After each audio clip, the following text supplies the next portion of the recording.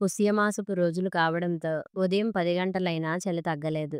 అవధాని అప్పుడే దేవతార్చన ముగించుకొని వరండాలోని అరుగు మీద కూర్చొని వ్యాసపీఠంలో ఉంచిన భాగవతాన్ని పారాయణ చేస్తున్నాడు. తూర్పు నుంచి సూర్యుని వాడివేడి కిరణాలు ఆ వరండాలో పడుతూ కాస్తంత వెచ్చదనాన్ని కలుగజేస్తున్నాయి. ఆ సమయంలో ప్రతినిత్యం ఏదో పురాణాన్ని పారాయణం చేయడం అతని నిత్యకృత్యం. అలా పారాయణ చేస్తూ కొద్దిసేపటికి ప్రక్కనే ఉన్న మంచం మీదకు చేరి నిద్రలోకి జారుకున్నాడు. అవధాని భార్య జానకి సూర్యోదయానికి ముందే లేస్తుంది. దగ్గర్లోనే తూర్పు వాహినిగా పారుతున్న ఏటికి వెళ్ళి స్నానం చేసి మడిగా నీళ్లు తెచ్చి దేవతార్చనకు ముందే మహానైవేద్యం కోసం వంట చేస్తుంది. ఆ మహానైవేద్యం పూర్తయిన తర్వాతే ఆమెకు విశ్రాంతి. అంతవరకు అలా తడిబట్టల్లో మడిగా ఉండవలసిందే. ఈ దినచర్య ఆమెకు 40 సంవత్సరాల క్రితం కోడలుగా ఆ ఇంట అడుగుపెట్టినప్పటి నుంచి అలవాటు. మొదట్లో మడి వంటలో అత్తగారికి సాయం చేస్తే ఆవిడ తదనంతరం తాను ఆ బాధ్యత స్వీకరించింది. అవధాని జానకి దంపతులకు ఇద్దరే పిల్లలు. పెద్ద పిల్ల భానుని డిగ్రీ పూర్తయిన తర్వాత తన మేనల్లుడికి ఇచ్చి వివాహం చేశారు. అతను ముంబాయిలో ఇంజనీరుగా పనిచేస్తున్నాడు. వాళ్ళకి ఇద్దరు పిల్లలు. ఇక కొడుకు భరద్వాజ బిట్స్ పిలానీలో ఇంజనీరింగ్ పూర్తి చేసి అమెరికాలో ఒక మల్టీనేషనల్ కంపెనీలో పనిచేస్తున్నాడు. వాళ్ళకి కూడా ఇద్దరు పిల్లలే. పిల్లలిద్దరికీ 10 ఏళ్ల క్రితమే పెళ్లిళ్ళయ్యాయి. అవధాని 25 ఏళ్లు ఆ ఊళ్ళోని ఎలిమెంటరీ స్కూల్లో హెడ్ మాస్టర్గా పనిచేసి ఈ మధ్యనే పదవీ విరమణ చేశాడు. అప్పట్నుంచి ఆ లంకంత ఇంట్లో ఆ ఇద్దరే. ఎప్పుడో ఏ సంక్రాంతికో పెద్దమ్మాయి సుశీల, పిల్లలు వచ్చి ఓ 10 రోజులు ఉంటారు అంతే. ఆ తర్వాత మళ్ళీ మామూలే. ఇక భరద్వాజ వచ్చి అప్పుడే 5 ఏళ్లు కావస్తోంది. అవధానిది తాతల నాటి పెద్ద ఇల్లు. మండువా లోగిలితో పాటు వెనక ముందు పెంకుటిల్లు. పెరట్లో బావి, ఆ బావి దగ్గర గన్నేరు, మందార చెట్లు, ఇంకో మూల కొబ్బరి, వేప చెట్లతో ఇల్లంతా పచ్చగా ఉంటుంది. నిజానికి ఆ అగ్రహారంలోని ఇళ్ళన్నీ పచ్చగానే ఉంటాయి. కాకపోతే ఇళ్లల్లోని మనుషులే పల్చబడ్డారు. 10 ఏళ్ల క్రితం ఆ ఊళ్ళో ముఖ్యంగా అగ్రహారం వీధిలో 60 ఇళ్లుంటే ఇప్పుడు అవి సగానికి పైగా తాళం కప్పలతో బోసిపోయి కనిపిస్తున్నాయి. కొందరు చదువుల నిమిత్తం పట్నం దారి పడితే ఇంకొందరు వృద్ధులైపోయి పిల్లల దగ్గరికి వెళ్ళిపోయారు. మిగతా సగం ఇళ్లల్లో కూడా కేవలం వృద్ధులే ఎక్కువ మంది ఉంటున్నారు. అందులో అవధాని ఇల్లు కూడా ఒకటి. ఆ సమయంలో అవధాని ఇంటికి ఒక యువకుడు వచ్చి మాస్టర్ గారున్నారా అంటూ ప్రశ్నించసాగాడు. అతని మాటలు విని లోపల ఉన్న జానకి వరండాలోకి వచ్చింది. అక్కడ ముఖానికి బొట్టుతో ప్యాంటు చొక్కాలో ఒక యువకుడు నిలబడి ఉన్నాడు. ఆమెను చూడగానే 2 చేతులతో నమస్కరించి ఇది అవధాని గారి ఇల్లే కదండీ అని అడిగాడు. ఆమె అవునని తలూపి కూర్చోమని కుర్చీ చూపించింది. అతను కుర్చీలో కూర్చుంటూ నా పేరు శ్రీధర్. నేను ఈ రోజే ఈ ఊరి స్కూల్లో టీచరుగా జాయిన్ అయ్యానమ్మా. ఎక్కడుండాలో అని ఆలోచిస్తుంటే హెడ్ మాస్టర్ రాఘవయ్య గారు అవధాని మాస్టారు గారిని కలవమని చెప్పారు. అందుకని ఇలా వచ్చాను. మీకు అభ్యంతరం లేకపోతే నీ ఇల్లు అద్దెకివ్వమని అడగటానికి వచ్చానమ్మా అన్నాడు అతను. అలాగా బాబూ, చాలా సంతోషం. కానీ ఇప్పటి వరకు మేమెవ్వరికీ అద్దెకివ్వలేదు. అదీగాక అవటానికి మాది పెద్ద ఇల్లే అయినా ఇది 2 కుటుంబాలకు బహుశా అనువుగా ఉండదనుకుంటాను. అయినా మాస్టారు గారు దానికి ఒప్పుకుంటారో లేదో అంది జానకి. మాది పెద్ద కుటుంబమేమీ కాదమ్మా. నేను, నా భార్య రాధ, 2 ఏళ్ల చిన్న బాబు. అంతే. మీరు చెప్పినట్లు మీకు ఇల్లు అద్దెకివ్వవలసిన అవసరం లేదనుకోండి. కానీ ఈ ఊళ్ళో ఒక్క ఇల్లు కూడా అద్దెకు దొరకలేదమ్మా. అందుకే తప్పక మీ ఇంటికి వచ్చాను. అందుకనే మీరు పెద్ద మనసు చేసుకొని ఈ సహాయం చేస్తే మీ మేలు మరిచిపోను. మీరు మాకు ఒక గది ఇచ్చినా చాలమ్మా. ఎలాగోలా కాలక్షేపం చేసేస్తాం. మా ఆవిడకు కూడా మీలాగే గొప్ప మడి, ఆచారం. మీ ఇంటిని శుభ్రంగా ఉంచుతుందని హామీ ఇస్తున్నాను. ఇక మాస్టారు గారికైతే మా అబ్బాయి బబ్లుతో రోజల్లా కాలక్షేపం అవుతుంది అంటూ అతను చెప్పుకుపోతుంటే జానకి శ్రోతే అయింది. అతను చెప్పడం ఆపిన తర్వాత సరే బాబూ, మాస్టారు గారు లేచిన తర్వాత నువ్వొచ్చిన విషయం చెప్పి నీకు ఇల్లు అద్దెకిచ్చింది లేనిది రేపు చెబుతాను. సరేనా అంది ఆమె. తప్పకుండానమ్మా. మీరే మాస్టారు గారికి ఎలాగైనా ఒప్పించి ఇల్లు ఎలాగైనా ఇప్పించేటట్లు చూడండి. మరి నే వస్తాను అంటూ అతను లేవబోతుంటే ఉండు బాబు, కాఫీ తాగుదువు గాని అంటూ లోపలికెళ్ళి 5 నిమిషాల్లో కాఫీ తెచ్చింది. కాసేపటికి అతను కాఫీ త్రాగి వెళ్ళిపోయాడు. అతను వెళ్ళిన కొద్దిసేపటికి అవధాని నిద్ర నుంచి లేచాడు. అతనికి త్రాగడానికి మంచినీళ్ళిస్తూ, ఇందాక ఎవరో శ్రీధర్ అని కొత్త టీచరు గారు మీకోసం వచ్చాడు. అతను మొన్ననే మన స్కూల్లో జాయిన్ అయ్యాడట అంది జానకి. కొత్త టీచరు గారా? ఎందుకొచ్చాడో కనుక్కున్నావా? ఆవులిస్తూ అడిగాడు. ఆ, కనుక్కున్నాను. ఈ ఊళ్ళో ఉండటానికి ఇల్లే దొరకలేదట. చివరకు హెడ్‌మాస్టర్ గారు మనకు వీలవుతుందేమోనని మిమ్మల్ని కలవమని చెబితే వచ్చాడట. మన ఇల్లు అద్దెకా? కుదరదని చెప్పు. అయినా మనం ఎప్పుడైనా ఎవరికైనా ఇచ్చామా చెప్పు? అది నిజమేననుకోండి. కానీ అతన్ని చూస్తుంటే మంచివాడిలా కనిపిస్తున్నాడు. పైగా వాళ్ళది చిన్న కుటుంబం అని చెబుతున్నాడు. అయినా మనం కూడా ఇంత పెద్ద ఇల్లు ఏం చేసుకుంటాం చెప్పండి? వాళ్ళకి ఇస్తే ఆ అమ్మాయితో నాకు, ఆ పిల్లవాడితో మీకు కాలక్షేపం అవుతుంది. మనవలతో ఆడుకోవాలన్న ముచ్చట కూడా మీకు తీరుతుంది అంటూ ఆమె చెబుతుండగానే మధ్యలోనే అతను కల్పించుకొని, సర్లే నీకు కాలక్షేపాలు కావాలేమో గాని నాకలాంటివి నచ్చవు. ఇల్లు ఇవ్వడం కుదరదని చెప్పేసేయ్ అంటూ ఖరాఖండిగా చెప్పాడు అవధాని. కానీ మర్నాడు శ్రీధర్ భార్యా పిల్లాడితో నేరుగా అతనింటికి వచ్చి ప్రాధేయపడటంతో కొద్దిగా మెత్తపడ్డాడు అవధాని. ఈలోగా తన సహాధ్యాయి హెడ్‌మాస్టర్ అయిన రాఘవయ్య వచ్చి ఇవ్వమని చెప్పడంతో అవధానికి ఇల్లు ఇవ్వక తప్పింది కాదు. ఆ మర్నాడే శ్రీధర్ కుటుంబం కొద్ది సామాన్లతో ప్రక్కనే ఉన్న 2 గదుల్లో దిగిపోయారు. అవధానికి మొదట్నుంచి చిన్నపిల్లల పొడ అంటే గిట్టదు. అప్పుడప్పుడు వచ్చే తన మనవల మీద కూడా వాళ్ళు ఏడ్చినప్పుడు విసుక్కుంటూ ఉంటాడు. అందుకే కూతురు భాను సాధ్యమైనంత వరకు ఒక్కర్తే వస్తుంటుంది. పిల్లల్ని తీసుకొస్తే వాళ్ళ అల్లరి వల్ల తండ్రికి కోపం వస్తుందని భర్త దగ్గర వదిలి వస్తుంటుంది. ఆమెకి చిన్నప్పటినుంచి తమ తండ్రి మనస్తత్వం బాగా తెలుసు. స్కూల్లో కూడా అతను పిల్లల అల్లరిని సహించేవాడు కాదు. ఇంట్లో అతనికి ఎప్పుడూ వాతావరణం ప్రశాంతంగా ఉండాలి. చిన్న శబ్దం చేసినా అతనికి నచ్చదు. అటువంటి అవధానికి ఇప్పుడు ఒక విషమ పరీక్ష ప్రక్కవాటాలో దిగిన శ్రీధర్ కుటుంబం వల్ల ఎదురైంది.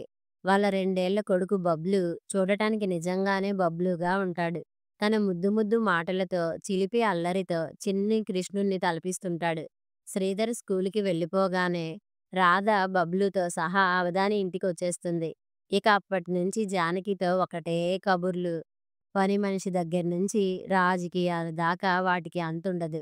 వాళ్ళు అలా కబుర్లలో పడగానే బబ్లు ఇల్లంతా కలియ తిరుగుతూ తన చేతికి పని చెబుతుంటాడు. ఆ రోజు అవధాని తన మడిబట్టను బయట ఆరవేసి ఏటికి స్నానానికి వెళ్ళాడు. ఆ వరండాలో ఉన్న టేబుల్‌పై ఉన్న వ్యాసపీఠంలో భాగవత గ్రంథాన్ని ఉంచాడు. ఏటినుంచి రాగానే పూజాదులు ముగిసిన తరువాత గ్రంథపఠనం అతని నిత్యకృత్యం. కానీ ఏటినుంచి రాగానే అతనికి కనిపించిన దృశ్యం విపరీతమైన కోపాన్ని తెప్పించింది. బుల్లి బుల్లి అడుగులు వేసుకుంటూ వీధిలోకి వెళ్ళిన బబ్లు పడిపోబోయి ఆ మడి పంచెని పట్టుకోబోతే అది నేల మీదకు జారిపోయి మట్టి అంటుకుంది. అలా ఆ నేల మీద పడిన ఆ చెంగు మీద బబ్లు కూర్చొని ఆడుకోవడం అవధాని కంటపడింది. ఆ దృశ్యం చూసిన అవధాని ఉగ్రరూపం దాల్చి పరుగున వెళ్ళి బబ్లూని ఓ చేత్తో పట్టుకొని అరుగు మీదకు విసిరేసినంత పనిచేసి ఆ పంచెని తీసుకొని మళ్ళీ ఏటికి వెళ్ళిపోయాడు. అంత కోపంతో తనను విసిరేసిన అవధానిని చూసిన బబ్లు ఒక్కసారిగా గుక్కపట్టి ఏడవడం మొదలుపెట్టాడు. అలా ఏడుస్తూ వాళ్ళమ్మ దగ్గరకు పరుగున వెళ్ళబోయి అక్కడే నీటి చెంబుని తన్నేయడంతో ఆ నీళ్లు క్రింద ఒలికిపోయాయి. అదే ఊపున టేబుల్ మీద పడటంతో అది తూలి దాని మీద ఉన్న భాగవతం క్రింద పడింది. అది నీటి మీద పడి తడిసిపోయింది. వాడి ఏడుపు విని రాధ, జానకి పరుగున బయటికి రాగానే వాళ్ళకి జరిగిన విషయం అర్థమైంది. రాధ బబ్లుని ఎత్తుకుని కోపంతో వాళ్ళ గదిలోకి వెళ్ళిపోయి తలుపులు మూసుకుంది. ఆ తరువాత బయట ఉన్న జానకికి బబ్లు పెద్ద పెట్టున ఏడవటం వినిపించింది. వెంటనే జానకి పరుగున వెళ్ళి తలుపు కొడుతూ, అమ్మాయి, పిల్లవాన్ని కొట్టొద్దు, తలుపు తీ అంటూ చెప్పగానే ఆమె తలుపులు తీసింది. ఆ పిల్లవాడితో పాటు ఆమె కంటిలో కూడా నీరు. ఆ దృశ్యం చూసి జానకి చలించిపోయింది. అలా పిల్లవాన్ని అంతలాగా కొట్టుకుంటారా అమ్మా ఎవరైనా? అలా చెయ్యకూడదని వాడికేం తెలుసు చెప్పు? అయినా ఇప్పుడేం జరిగిందని? బాబాయ్ గారికి కొద్దిగా కోపం ఎక్కువ. అది 2 క్షణాలే. మళ్ళీ మామూలైపోతారులే. నువ్వింక వాన్ని కొట్టొద్దు అంటూ పిల్లవాన్ని తీసుకుని జానకి వాళ్ళింట్లోకి వెళ్ళిపోయింది. కాసేపటికి పిల్లవాడు ఏడుపు ఆపి జానకి వల్లో నిద్రపోయాడు. అప్పుడు ఆ ఇంట్లో నిశ్శబ్ద వాతావరణం నెలకొంది. ఆ సంఘటన జరిగిన తర్వాత రాధ చాలా సేపటి వరకు మామూలు మనిషి కాలేకపోయింది. ఆమె ఆ ఇంట్లో దిగిన దగ్గర్నుంచి అవధానిని గమనిస్తోంది. అతనికి చిన్నపిల్లల ఏడుపులన్నా, అల్లరి అన్నా అస్సలిష్టం ఉండదు. అది తెలిసి ఆమె కూడా బబ్లుని సాధ్యమైనంత వరకు అవధాని గారి ఇంటివైపు వెళ్లకుండా కట్టడి చేస్తోంది. కానీ వాడు అప్పుడే నడకలు నేరుస్తున్న పిల్లవాడు. వాణ్ణి కాపలా కాయడం ఆమెకు బహు కష్టంగా ఉంది. కన్ను ఏమరవగానే అవధాని ఇంట్లోకి వెళ్ళిపోతూ లేనిపోని సమస్యలు తెచ్చిపెడుతున్నాడు. ఆ రోజు సాయంత్రం శ్రీధర్ స్కూల్ నుంచి వస్తూనే అవధాని వదనాన్ని చూసి ఏదో కీడుని శంకించి ఇంట్లోకి వెళ్ళగానే రాధను కారణం అడిగాడు. ఆమె జరిగిన విషయం చెప్పడంతో అతను కూడా బాధపడ్డాడు. తాను ఎంతో బ్రతిమాలితే గాని అతను ఇల్లు ఇవ్వడానికి ఒప్పుకోలేదు. అటువంటిది బబ్లు వల్ల వస్తున్న కొత్త సమస్యలతో తిరిగి ఇల్లు ఖాళీ చేయవలసిన పరిస్థితి వస్తుందేమోనని ఆ దంపతుల భయం. ఇక అప్పట్నుంచి అతను స్కూలుకి వెళ్లే ముందు బబ్లుని జాగ్రత్తగా చూడమని రాధకి పదే పదే చెబుతుండేవాడు. ఆ సంఘటన జరిగిన తర్వాత రాధ తాను స్నానం చేస్తున్నప్పుడు, వంట చేస్తున్నప్పుడు వాణ్ణి మంచానికి కట్టేసేది. కానీ దానివల్ల మరో సమస్య వాడి భీకరమైన ఏడుపు వల్ల వచ్చేది. ఆ ఏడుపు వల్ల అవధానికి మళ్ళీ చిరాకు పుట్టుకొస్తుందని ఆమె భయం. మళ్ళీ వాణ్ణి వదలగానే వాడు బుల్లి అడుగులు వేసుకుంటూ అవధాని వీపుని పట్టుకొని తాత తాత అంటూ ముద్దు ముద్దు పలుకులతో అల్లరి పెట్టేవాడు. అవధానికెందుకో ఆ పిలుపు హాయిగా అనిపించేది. కానీ అది ఒక్క క్షణమే. వెంటనే తేరుకొని జానకిని పిలవగానే ఆమె వచ్చి బబ్లుని తీసుకెళ్ళిపోయేది. ఒకరోజు అవధాని సాయంత్రం పూట పనిమీద హెడ్‌మాస్టారు రాఘవయ్య ఇంటికి వెళ్ళాడు. కానీ అతనికి తెలియకుండానే అతని వెనకాల బబ్లు కూడా అక్కడికి చేరుకున్నాడు. అప్పుడు వాణ్ణి చూసిన రాఘవయ్య, అవధాని గారు, మీకు వాడితో బాగా కాలక్షేపం అవుతున్నట్లున్నది. అందుకే మిమ్మల్ని క్షణం కూడా వదలటం లేదు. పోన్లెండి, ఇక్కడ మీకు మనవడు లేని లోటును తీరుస్తున్నాడు అన్నాడు వాణ్ణి ఎత్తుకుంటూ. అవధానికి ఆ మాటలకి కోపం వచ్చినా బాగుండదని అవును అంటూ దాటవేశాడు. తిరిగి ఇంటికి వస్తున్నప్పుడు ఇష్టం లేకపోయినా వాణ్ణి ఎత్తుకోక తప్పింది కాదు. ఇక ఎత్తుకోగానే బబ్లు అల్లరి చూడాలి. అతని జుట్టుని లాగడం మొదలుపెట్టాడు. ఇంతలో ఎదురుగుండా వస్తున్న ఎడ్లబండిని చూడగానే భయపడి అతని మెడని గట్టిగా పట్టుకొని వాటేసుకున్నాడు. అవధానికి ఎందుకో ఆ పిల్లవాడి స్పర్శ చాలా హాయిగా అనిపించసాగింది. అతని శరీరం పులకించసాగింది. ఆ సమయంలో గుమ్మం ముందు ముగ్గు వేస్తున్న రాధకు దూరంగా బబ్లూని ఎత్తుకుని వస్తున్న అవధాని కనిపించడంతో ఆ దృశ్యం చూసి ఆమె ఒక్క క్షణం స్థాణువైపోయింది. అవధాని కొంచెం దూరంలో ఉండగానే పరుగున వెళ్ళి పిల్లవాణ్ణి తీసుకుని ఏమైనా అల్లరి చేశాడా బాబాయ్ గారు అంది భయంగా. అవధాని మారు మాట్లాడకుండా ఇంటిలోకి వెళ్ళిపోయాడు. బబ్లు అల్లరి వల్ల కోపానికి గురవుతున్న అవధానికి రాధ కుటుంబానికి మధ్య జానకి నలిగిపోసాగింది. నిజానికి బబ్లు లాంటి చిన్నపిల్లవాడు ఇటువంటి అల్లరి పనులు చెయ్యడం ఆమె దృష్టిలో పెద్ద తప్పే ఏమీ కాదు. అది సహజం. కానీ అవధాని మనస్తత్వం వల్ల ఈ సమస్యలొస్తున్నాయి. బబ్లు చిన్ని కృష్ణుడిలా తమ ఇంట్లో తిరుగుతుండడం ఆమెకి ఎంతో ఆనందం కలిగిస్తోంది. తమ మనవలు ఎలాగూ ఇక్కడికొచ్చి ఉండే అవకాశం లేదు. కనీసం వీడి వల్లనైనా ఆ కోరిక తీరుతున్నందుకు ఆమె లోలోపల సంతోషపడుతోంది. కానీ ఈ పరిస్థితి ఎన్నాళ్ళో కొనసాగేటట్టు కనిపించడం లేదు. అలా ఒక నెల రోజులు గడిచాయి. అప్పటికి శ్రీధర్ కుటుంబం వచ్చి 6 నెలలయింది. అప్పటికే వాడి అల్లరితో విసిగిపోయిన అవధాని ఒకరోజు భోజనాల దగ్గర జానకితో అన్నాడు. జానకి, ఇల్లు వెంటనే ఖాళీ చెయ్యమని మాస్టారు గారితో చెప్పు. వాడి అల్లరి వల్ల ఈ వయసులో నాకు మానసిక ప్రశాంతత కరువవుతోంది. ఆ మాటలు విన్న జానకి కాసేపు మౌనం వహించింది. తరువాత మెల్లగా, చూడండి, వాళ్ళది మంచి కుటుంబం. ముఖ్యంగా ఆ అమ్మాయి మనతో బాగా కలిసిపోయింది. నాకు కన్న కూతురిలా అన్ని పనుల్లోనూ సాయపడుతోంది. అదీగాక వాళ్ళు వచ్చిన తరువాత నాకు సమయం తెలియకుండా గడిచిపోతోంది. ఇలా ఆ పిల్లవాడి వల్ల వాళ్ళని ఖాళీ చేయమనడం తప్పేమోననిపిస్తోంది నాకు. అప్పటికీ వాళ్ళు మీ బాధని అర్థం చేసుకుని వాడిని బాగానే కట్టడి చేస్తున్నారు. ఏదైనా వాడు చిన్నపిల్లవాడు. ఈ వయసులో ఆ పాటి అల్లరి సహజం. మనమే కొద్దిగా సహనం వహిస్తే కొన్ని రోజులకి అన్నీ సర్దుకుంటాయని నా నమ్మకం అంటూ అవధానికి సర్ది చెప్పడంతో అతను మరేమీ మాట్లాడకుండా భోజనం చేసి వెళ్ళిపోయాడు. కానీ అనుకోని విపత్తు మరో వారం రోజుల తరువాత వచ్చి పడింది. ఆ రోజు అవధాని స్నానానికి ఏటికి వెళ్ళగానే బబ్లు మెల్లగా ఆ ఇంట్లో ప్రవేశించాడు. ఆ సమయంలో జానకి పూజగదిలో ఉంది. బబ్లు నేరుగా టీవీ టేబుల్ దగ్గరికి వెళ్ళి దాని వైరుని గట్టిగా లాగడంతో అది జారి క్రిందకు పడిపోయింది. ఆ శబ్దం విని జానకి, రాధ పరుగెత్తుకు వచ్చారు. అదృష్టవశాత్తు బబ్లుకి దెబ్బలేం తగల్లేదు కానీ టీవీ మాత్రం పనిచేయలేదు. ఆ సంఘటన చూసిన జానకి మనసు పరిపరి విధాలుగా ఆలోచించసాగింది. ఇప్పుడు అవధాని కోపాన్ని ఆపడం ఎవరి తరం కాదు.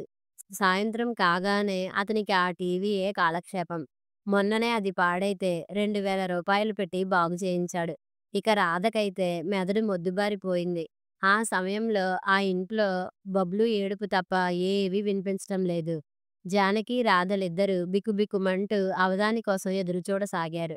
ఈ సంఘటనలతో సంబంధం లేని గడియారం మాత్రం తన పని తాను చేసుకుపోతోంది. శ్రీధర్, రాధ అవధాని గారి ఇల్లు ఖాళీ చేసి అప్పుడే 15 రోజులవుతోంది. ఆ రోజు అవధాని ఇంటికి రాగానే విషయం తెలుసుకొని ఆవేశంతో ఊగిపోయాడు. అంతే ఆవేశంతో "అమ్మాయ్" అంటూ బిగ్గరగా పిలిచాడు. ఆ భీకరమైన పిలుపు విని రాధ బిక్కుబిక్కుమంటూ వాళ్ళింటికి వెళ్ళింది. ఎదురుగా ఆవేశంతో ఊగిపోతున్న అవధానిని చూడగానే ఆమెకు ముచ్చెమటలు పోశాయి. "చూడమ్మా, ఆ రోజు ఎక్కడా మీకు ఇల్లు దొరకలేదంటే నా మనోభిష్టానికి వ్యతిరేకంగా ఈ ఇంటిని మీకిచ్చాను. కానీ చివరికేం జరిగింది? మీరు వచ్చిన దగ్గర్నుంచి నాకు ప్రశాంతత కరువైంది. ఏదో పదవీ విరమణ చేసిన తరువాత జీవితాన్ని ఏ బాదరబందీ లేకుండా గడుపుదామనుకున్నాను. కానీ అది కుదరలేదు. ఇదేం అజాగ్రత్త వల్ల జరిగిందని నేను మిమ్మల్ని తప్పుపట్టడం లేదు. చిన్న పిల్లవాడుంటే ఇవి సహజం. ఈ సమయంలో ఉన్న పళాన మిమ్మల్ని ఖాళీ చెయ్యమనడం భావ్యం కాకపోయినా తప్పదు. దయచేసి నా బాధను అర్థం చేసుకోండి" అంటూ చేతులు జోడించాడు అవధాని. ఆ తరువాత సంఘటనలు త్వరగా చోటు చేసుకున్నాయి. శ్రీధర్ ఇంటికి రావడం, జరిగిన విషయాలు తెలుసుకొని అవధాని గారికి క్షమాపణలు చెప్పడం, ఆ మర్నాడు టీవీని పట్నం తీసుకెళ్లి బాగు చేయించడం, అక్కడే మరో ఇల్లు అద్దెకు తీసుకోవడం, మర్నాడే సామాన్లతో పట్నం వెళ్ళిపోవడం, ఒకదాని వెంట ఒకటి చకచకా జరిగిపోయాయి. ఆ పెళ్ళెలో సరి అయిన ఇల్లు దొరక్క ఆ పట్నంలో ఇల్లు తీసుకోక తప్పింది కాదు ఆ కుటుంబానికి. శ్రీధర్ రోజూ బస్సులో ఆ పల్లెకు వెళ్ళి వస్తున్నాడు. ఇప్పుడు రాధకి బబ్లూతో ఆ ఇంట్లో ఏ సమస్య లేదు. ఎందుకంటే ఆ ఇంటి చుట్టుప్రక్కల ఎవరిల్లూ లేవు. అక్కడి ఇళ్ళన్నీ దూరంగా విసిరేసినట్లున్నాయి.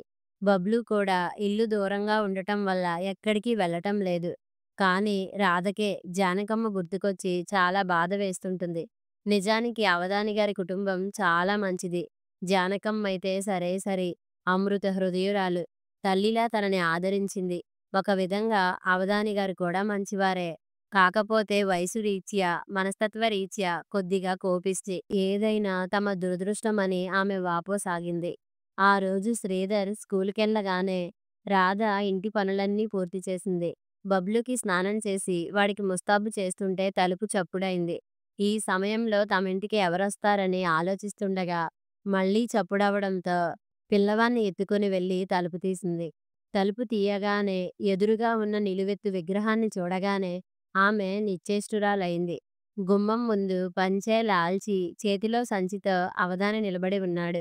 అతన్ని చూడగానే ఆమెకు నోట మాట రాలేదు. తరువాత ఇది నిజమేనా అన్న అనుమానం వచ్చింది. అంతలోనే తేరుకుని "రండి బాబాయ్ గారు రండి" అంటూ పరుగున లోపలికెళ్ళి అతను కూర్చోవడానికి మంచం వేసింది. ఆమె వెనుకనే అవధాని లోనికి వెళ్ళి మంచం మీద కూర్చున్నాడు. ఆమె పరుగున లోనికి వెళ్ళి అతనికి గ్లాస్‌తో మంచినీరు తెచ్చిచ్చింది. అతను నీరు త్రాగిన తరువాత అడిగింది. "బాగున్నారా బాబాయ్ గారు? పిన్నిగారు ఎలాగున్నారు?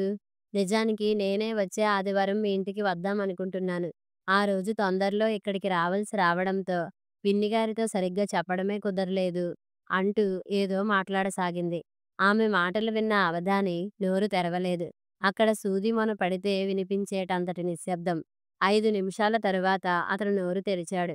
"ఆ రోజు మిమ్మల్ని ఖాళీ చెయ్యమని చెప్పి నేను చాలా తప్పు చేశానమ్మా. నిజంగా మీరు లేని లోటు మీరు వెళ్ళిపోయిన తరువాత తెలిసింది. నాకు సొంత కూతురు ఉన్నా నీ అంత స్వతంత్రంగా నాతో మాట్లాడి ఎరుగదు.